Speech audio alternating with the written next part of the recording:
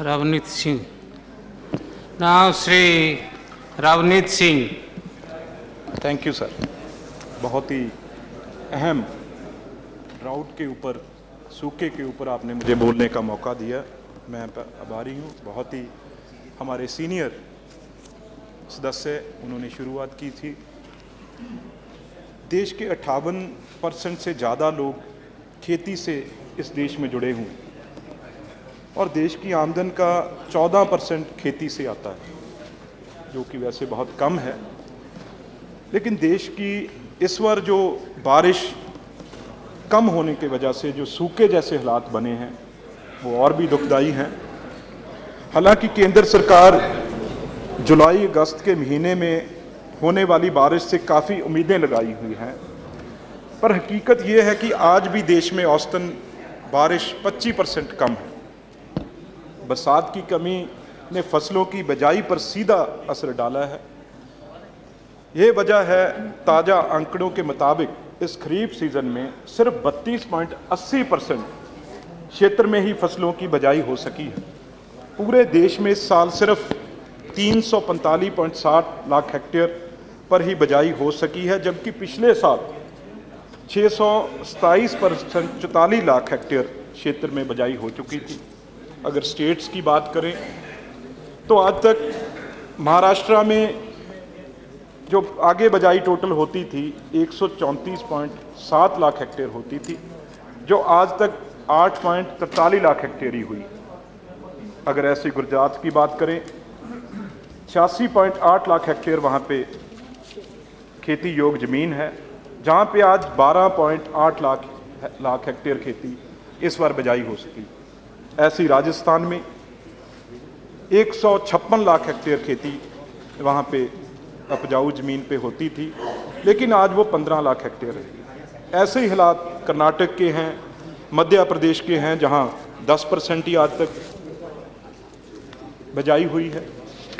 ऐसे ही हालात उत्तर पश्चिम हिस्सों में भी बने हुए हैं, जिसमें खेती की पैदावार पर असर पड़ा है, जिससे दालों समेत रसोई की सभी चीज़ें काफ़ी महंगी हुई हैं। जैसे आगे प्याज ने रुलाया, अब टमाटर भी रुला रहा है। दिल्ली में ही 80 रुपये से ऊपर उसका जो है रेट हो चुका है। हालांकि मानसून देश में आज भी 25% कम है, लेकिन कईयों ने अनुमान लगाया है कि 2012 की तरह सब कुछ सामान्य हो जाएगा। पर खेती बाड़ी के विकास दर 1% तक गिरावट आ सकती है। पिछले हफ्ते पूरे देश में औसतन 24% बरसात ज़्यादा हुई है, जो कि इस मानसून के सबसे ज़्यादा है। उससे पिछले हफ्ते पूरे देश में औसतन 15% कम हुई। आने वाले दिनों में भी देश में बरसात की कम औसतन पूरी होने की बात कही जा रही है।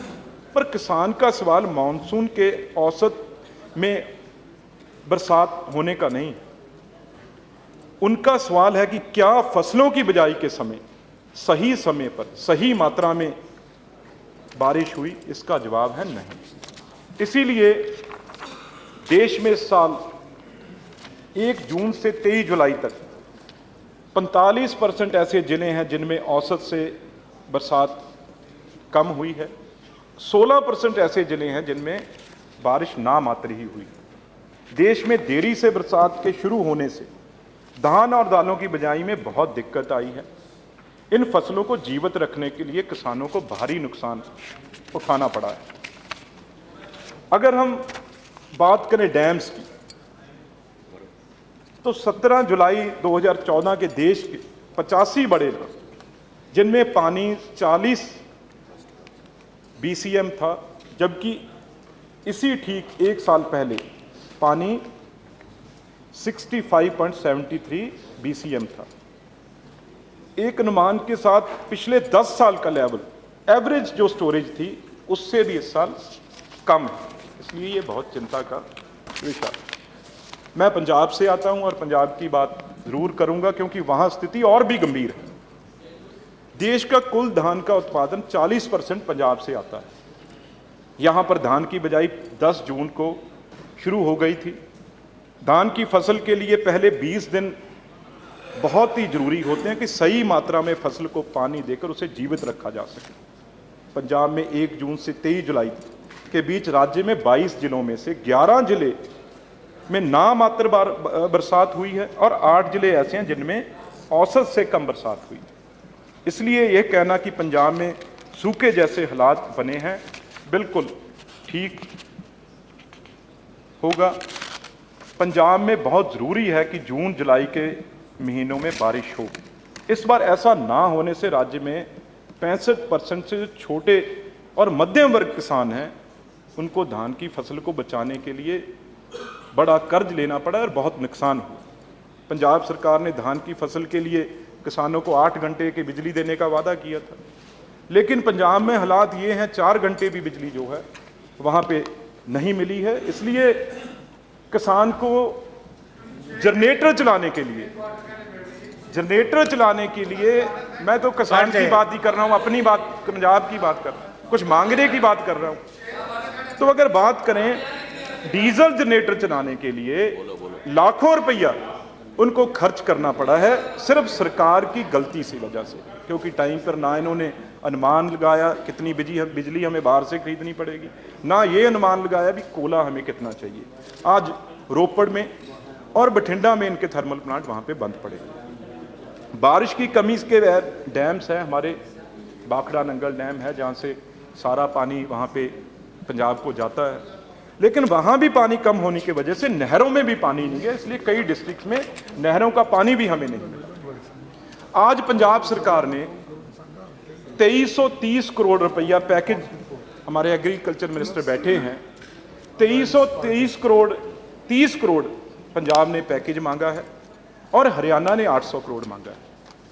पर ये मेरे पास इनका डिनायल है जिसमें मुख्यमंत्री कह रहे हैं भी हमने 2330 करोड़ का पैकेज जो है हमने अपने ऑफिसर के ड्यूटी भी लगाई है, वो गए हैं, लेकिन मंत्री जी का यहाँ जवाब ये आया भी हमें कोई भी पंजाब की ओर से पैसा नहीं मांगा गया, ऐसे ही 800 करोड़ रुपया हरियाणा ने मांगा। मैं महोदय आपके माध्यम से याद दिलवाना चाहूँगा, ऐसी ही स्थिति 1972 के बाद ऐसी स्थिति 2009 में जब यूपीए की सरकार थी उस टाइम देश में बनी थी। मुझे याद है ऐसे ही सरकार अकाली दल बीजेपी की वहाँ थी और बादल साहब ने खुद पैकेज मांगा और उस टाइम के यूपीए चेयरमैन हमारे श्रीमती सोनिया गांधी जी और हमारे प्रधानमंत्री डॉक्टर मनमोहन सिंह 800 करोड़ रुपया, ये रिपोर्ट है जो आपके मुख्यमंत्री 800 करोड़ रुपया यहाँ से उस 2009 में लेके गए और 400 करोड़ रुपया हरियाणा को दिया। ये रिपोर्ट है सामने जो आपने उस टाइम दी। Very good. अरे बाबा सुन लीजिए ना, सुन लीजिए भाई, सुन लीजिए, आपका भी पर मौका है। आज जब पंजाब ने इनकी सरकार ने मांगा आपने उनको मना कर दिया, डिनाइल कर दिया।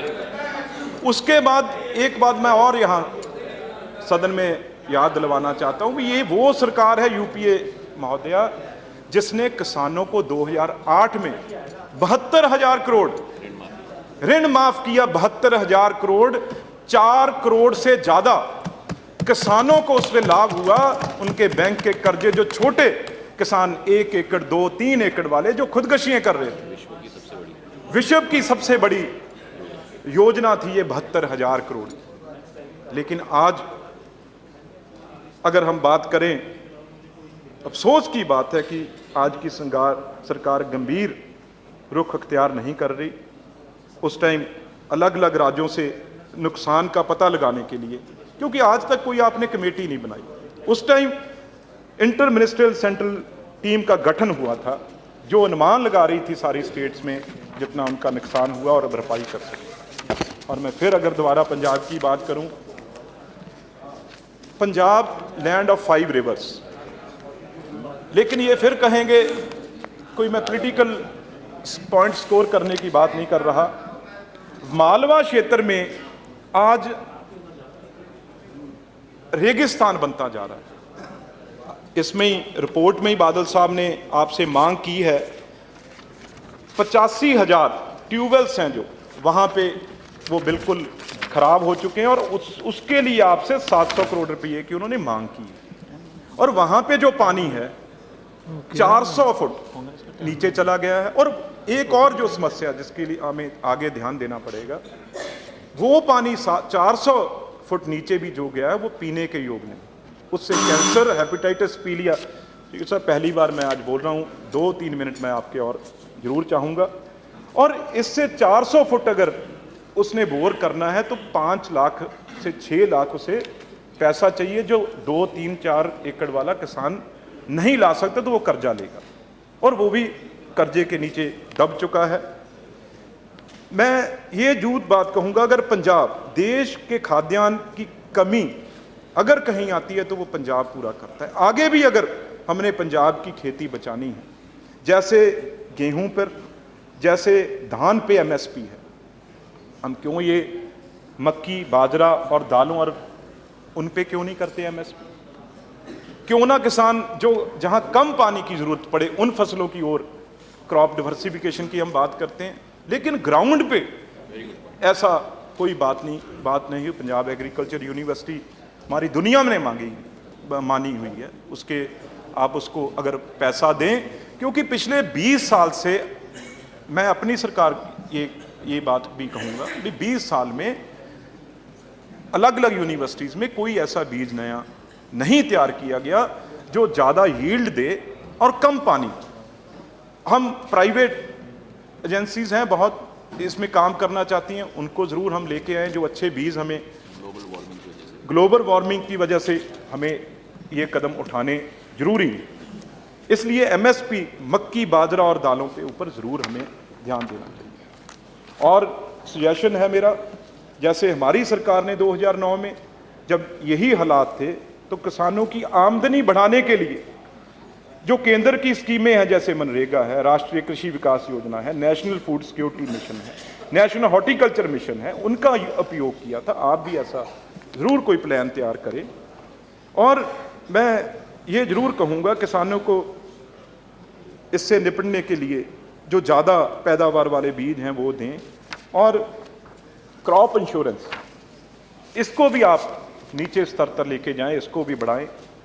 और जब हमें पता था इस बार भी ये स्थिति आने वाली है, हमें पहले ही बताया गया था, बजट के अंदर हमने बिल्कुल, हम टोटल डिनायल मूड में रहे हैं। उस बात हमने ये बिल्कुल बात मानी नहीं, कोई फंड और कोई पैसा उस टाइम नहीं रखा गया किसानों की मदद के लिए। करोड़ों रुपये की फल और सब्जियां हर साल खराब हो रहे हैं। 2 मिनट, स्टैचू लगाने के लिए, बुलेट ट्रेन लगाने के लिए हमने बहुत पैसे रखे हैं, लेकिन जो किसान हमारी रीढ़ की हड्डी है उसके वेयर हाउसिंग के लिए, उसके स्टोरेज के, उनके लॉजिस्टिक के लिए हमने कोई भी फंड जो एलोकेट नहीं किया। और सबसे बड़ी बात जो आज के हमारे प्रधानमंत्री हैं, उन्होंने मेरे ख्याल देश में 6 जगह कम से कम अलग अलग जगह पे ये बोला भी स्वामीनाथन कमीशन की रिपोर्ट लागू की जाएगी, जिससे किसान को फसलों की लागत से 50% अधिक कीमत मिलने की उम्मीद थी, लेकिन आज उसकी कोई बात की नहीं जा रही। आज सिर्फ 50% तो कहाँ, 50 रुपये केवल जो है धान की फसल के बढ़ाए हैं, जो कि 3% है, और महंगाई की दर 9%।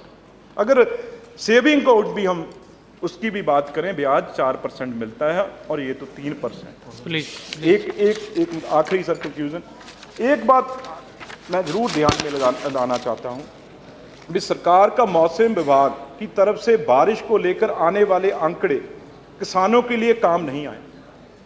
उन्होंने फसलों के बचाने के लिए जो पैसा खर्च करना था, जो कर्ज लेना था, वो उन्होंने कर लिया। आज कहा जा रहा है बारिश जितनी चाहिए हमें पूरी हो जाएगी, लेकिन बारिश टाइम पे नहीं हुई। इस बात को हमें ध्यान में रखना है। देश का किसान आज मुश्किल दौर से गुजर रहा है। समय की जरूरत है कि केंद्र सरकार बारिश के आंकड़ों में ना जाते हुए पंजाब हरियाणा के किसानों को दान पर कम से कम 500 रुपये प्रति क्विंटल के हिसाब से मुआवजा दे। साथ ही देश के और राज्यों में किसानों को जो उचित मुआवजा सरकार दे सकती है उसे जरूर देना चाहिए, जिससे हमारा किसान खुशहाल रहे और किसान आत्महत्या से बच सके। और अगर किसान बचेगा तभी हमारा देश बचेगा। आपका ध्यान ज़्यादा ट्रेडर्स पर है, बिजनेसमैन के ऊपर है, किसान के ऊपर आपका ध्यान नहीं है। जैसे यूपीए सरकार ने ध्यान किसान के ऊपर दिया था, उस तरह आप भी ध्यान जो अपना किसान के ऊपर करें। बहुत ही इंपॉर्टेंट विषय पे आपने मुझे बोलने का मौका दिया, मैं आभारी हूँ। श्री एम